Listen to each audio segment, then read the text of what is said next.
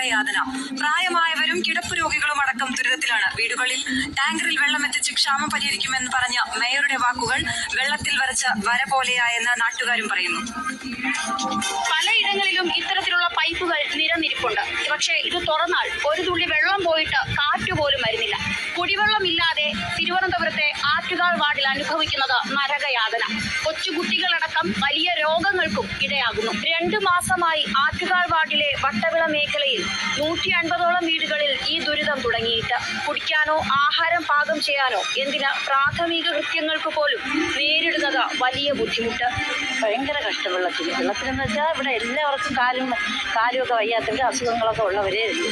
കുറേ ദിവസം അവിടെ സമരം കിടന്നിട്ട് ഒരു രക്ഷയുമില്ല.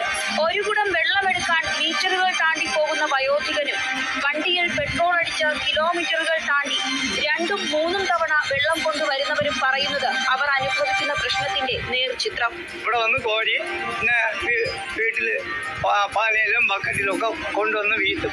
ഇത് വീട്ടിയിട്ട് പിന്നെ വീണ്ടും വരും. വീട്ടിൻ്റെ അടുത്തുള്ള ബോർവെൽ വീട്ടിൽ നിന്ന് കോരിയിട്ട് വീണ്ടും വീഞ്ഞു വരും.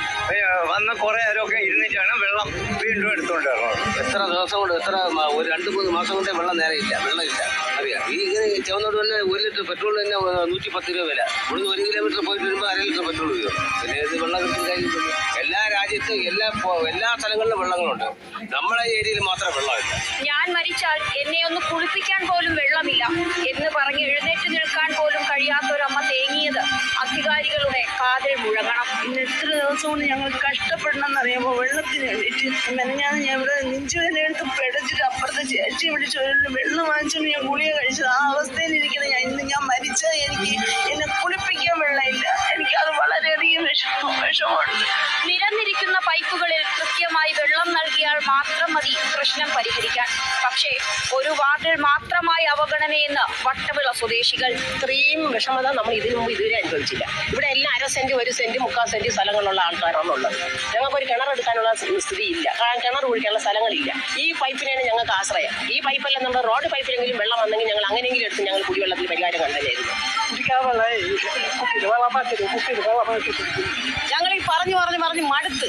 ഞങ്ങൾക്ക് വെള്ളം കിട്ടിയാൽ നമുക്ക് വേറെ ഒരു പ്രശ്നവും. കണ്ണ് തുറക്കുന്ന വെച്ചാൽ ആരും തുറക്കണില്ല. വേറെയുള്ള സ്ഥലത്തെ കൊണ്ട് നമുക്ക് മാത്രം എന്തിനാണ് കണ്ണ് തുറക്കാത്തവര്? താപനില വളരെ കൂടുതലാണ്. കുടിവെള്ളം അവരുടെ അവകാശമാണ്. ഉറപ്പാക്കേണ്ട ഉത്തരവാദിത്തം പ്രാദേശിക ഭരണകൂടത്തിനുണ്ട്. ഉറപ്പാക്കുകയും വേണം. അശ്വേഷിനൊപ്പം തിരുവനന്തപുരത്ത് നിന്ന് മാർലിവ വർഗീസ് പോൾ, ബിഗ് ടി.